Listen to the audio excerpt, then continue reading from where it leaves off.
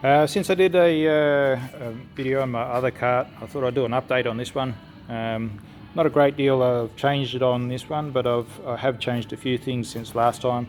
I won't go over all the other things that I mentioned in the first video.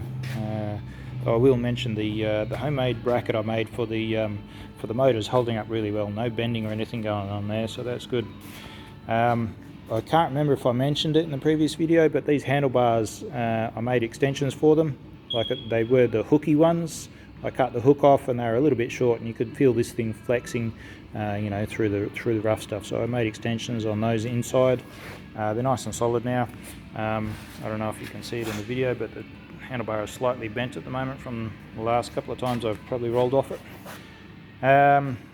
Here's one. On the front here, I've got a light bar on it. True full drive stuff there, mate. That's it's quite small. You can see my hand there. So it's very thin, and it's not super bright like a regular light bar, but it's more of a work light for four-wheel drives.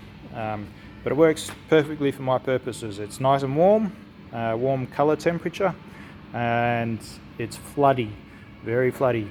Not big on the spot for the light mounted on the kart.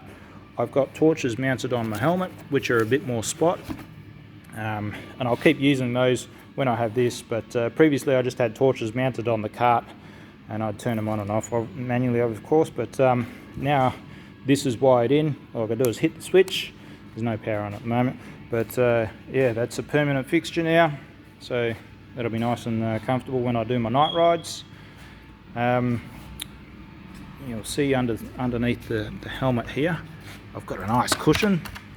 This is actually, what do you call it, packing, or the the foam that they use for packing the QS motor. I just cut a wedge out of that. It's a nice plasticky material, and it doesn't matter if it gets wet or anything like that. My bum feels so much better on the cushion. It's probably, I probably sit marginally higher on the kart with that there, but it's so much more comfortable. Anyone that wants to put cushions on their kart, yeah, I'm all for it, do that. The other thing is this rubber bushing here that I've been carrying around. Goes in the suspension here, so in these suspension arms, all those positions. With the amount that I've been using this kart, they were getting a bit flogged out, and the steering's moving there, but the suspension arm's not moving. Before they were. What I did was I put, with it installed in the suspension arm, I shoved a bit of aluminium tube in there, and it compressed the rubber inside the tube. So it was under a bit of tension there, and then run the 3-volt through the aluminium tube, the one that goes right through. Heaps better. It holds up now. Before it was all sloppy and all over the place. Wasn't good to steer sometimes. It was just, yeah. I'll give you an idea of what it's like at the back here. So I haven't done any bushing changes at the back here.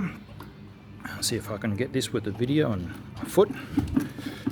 But yeah, it's a bit floppy and whatnot. Here, particularly under here, these bushings here. See if I can show that. Yeah, there's a lot of movement there. So I've been obviously using this kart a bit, and it's all getting flogged out. So I need to replace those bushings or get something fixed up on them, because it's getting a little bit too loose. I actually do like it a little bit loose at the back end. It feels comfortable like that. But on the front, yeah, having it tightened up like that, heaps better. Heaps better. I did make up a new battery to go in here. I'll go over there and I'll make a new video of that one.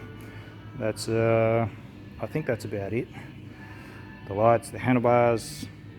Yeah, see you next time.